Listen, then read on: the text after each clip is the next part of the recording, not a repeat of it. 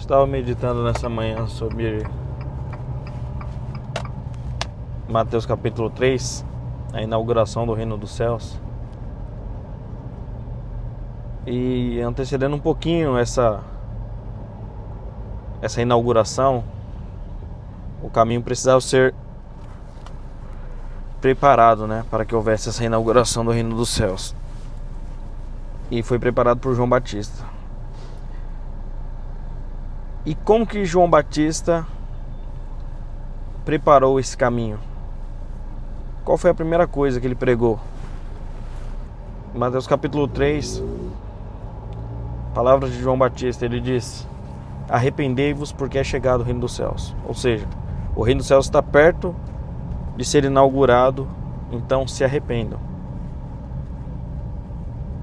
Certo, mas do que ele estava falando para nós nos arrependermos? Obviamente dos nossos pecados, claro. E aí eu fiquei pensando, qual é o sinal de que eu estou arrependido? Como Deus enxerga que nós, ou quando Deus percebe que nós estamos de fato arrependidos? Será que João Batista estava falando isso na esperança que as pessoas chorassem? Ou que elas pedissem perdão a Deus?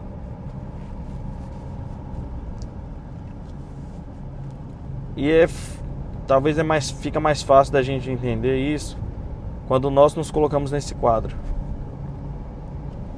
Não nós sendo Deus, mas assim, se nós pararmos para pensar sobre quando uma pessoa nos magoa, seja com palavras ou com algum comportamento, uma pessoa amada nos magoa, nos entristece. Ou mesmo nós entristecemos uma pessoa amada e querida.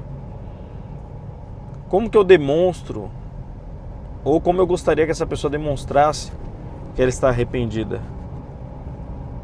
E talvez uma das primeiras coisas que nos ocorre é que essa pessoa fale para nós que se arrependeu e peça perdão, peça desculpas pelo agravo que ela causou.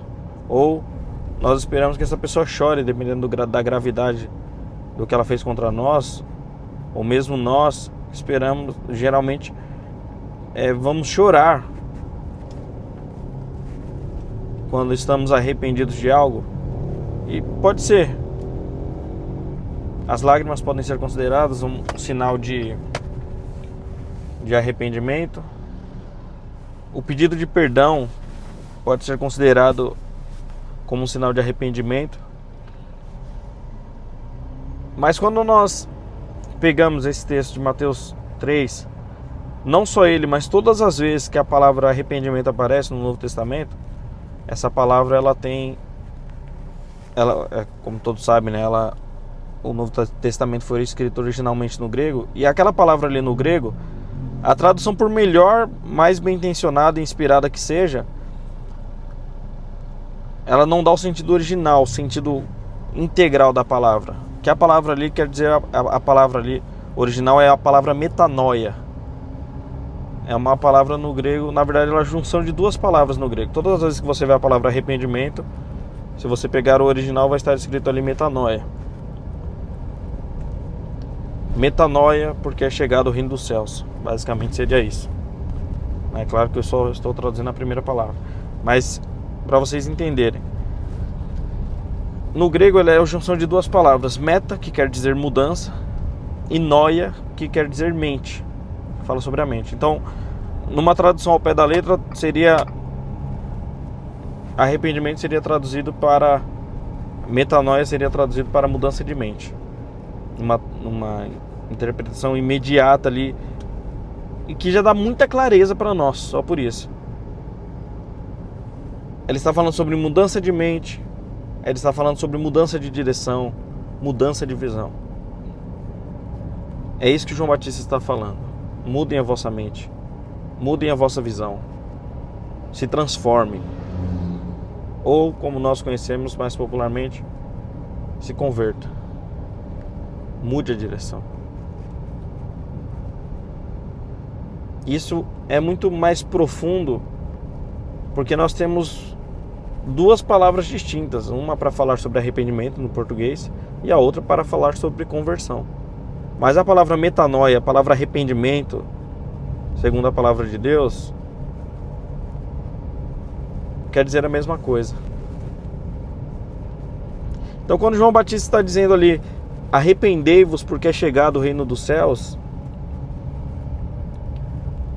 o que Deus está falando para nós é: mudem a vossa maneira de pensar, mudem, abandonem as coisas erradas que vocês estavam fazendo, porque o reino dos céus é chegado. Renunciem à vossa carne, renunciem os vossos desejos, renunciem à vossa visão religiosa para aqueles homens ali naqueles tempos, mas que também se aplica a nós. Nós precisamos nos converter todos os dias, nos arrepender todos os dias. Então, o que João Batista está dizendo é: você pode chorar, você pode pedir perdão, mas talvez você chore e não esteja arrependido, logo volta a praticar aquele mal contra aquela pessoa, nesse caso, contra Deus. Você pode pedir perdão e não abandonar aquilo e continuar cometendo, ou seja, você não estava arrependido de fato. Agora, a maneira mais eficaz e definitiva de demonstrar que você está arrependido é mudando. Se você magoou alguém, é bom, é importante você pedir perdão. Talvez seja importante você chorar, sim. Mas é indispensável que você mude. É indispensável a conversão. A mudança drástica de direção. Você estava indo num caminho, você volta totalmente oposto, porque você se converteu. É indispensável a mudança.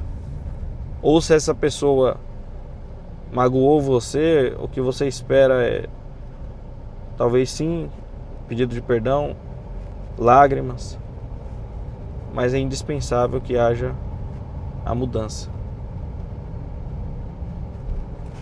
a transformação. Então, o convite do Evangelho para nós, todas as vezes que ele nos chama ao arrependimento, ele está chamando-nos também à conversão, à mudança de direção. E isso nós podemos aplicar em vários aspectos na nossa vida. Se você está arrependido de algo, não só falando sobre a sua salvação, mas seja lá o que for, o que você precisa de fato não é chorar, não é se lamentar, não é murmurar, não é se vitimizar, mas o que você precisa de fato é mudar. E claro que nós temos, nós sabemos que tem coisas que são mais difíceis que outras, né? Tem coisas que são mais difíceis, que não quer dizer porque você não conseguiu mudar ainda que você não está arrependido, claro. Tem coisas que são graduais, dependendo do que você se envolveu, do que você, da onde você se comprometeu. Você pode ter o arrependimento e sincero mesmo, o desejo, só que talvez circunstâncias não permitam que você mude imediatamente. Mas o importante é a conversão, principalmente no nosso coração. É o primeiro passo. Deseja a mudança, deseja a conversão. E se for algo que você precisa mudar, que você está arrependido e tem a possibilidade de mudar imediatamente, mude. Porque é isso que vai dizer para si mesmo que você está arrependido. Isso nós podemos aplicar desde as coisas mais sérias das nossas vidas, das coisas mais sérias dos nossos relacionamentos humanos, mas também as coisas menos graves, por assim dizer, né? Você num exemplo prático dessas coisas menos graves seria: você não pode estar arrependido do seu sedentarismo e não praticar esporte, e não ir na academia, e não caminhar, e não fazer alguma coisa. Como eu sei que uma pessoa está arrependida dos maus hábitos dela, da sua saúde? Porque ela mudou. Como que eu sei que a pessoa está arrependida da sua má alimentação? Ah, porque o médico deu notícia para ela, porque ela chorou? Não, porque ela passou a cuidar da sua alimentação, passou a comer coisas saudáveis, passou a adquirir uma educação alimentar. Então é um significado, é um princípio muito profundo esse desse sentido dessa palavra no original, né? Metanoia. Você pega essa aplicação das coisas mais simples, aplica nas coisas mais graves e aplica em tudo na sua vida.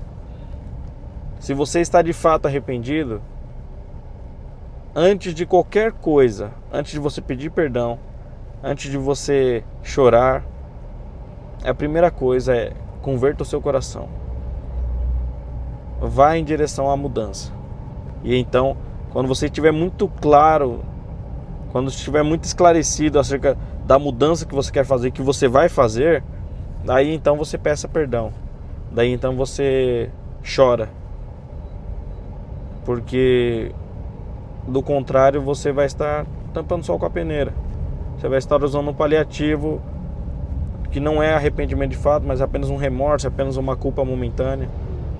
Tente não verbalizar isso enquanto o seu coração não se converter e mudar.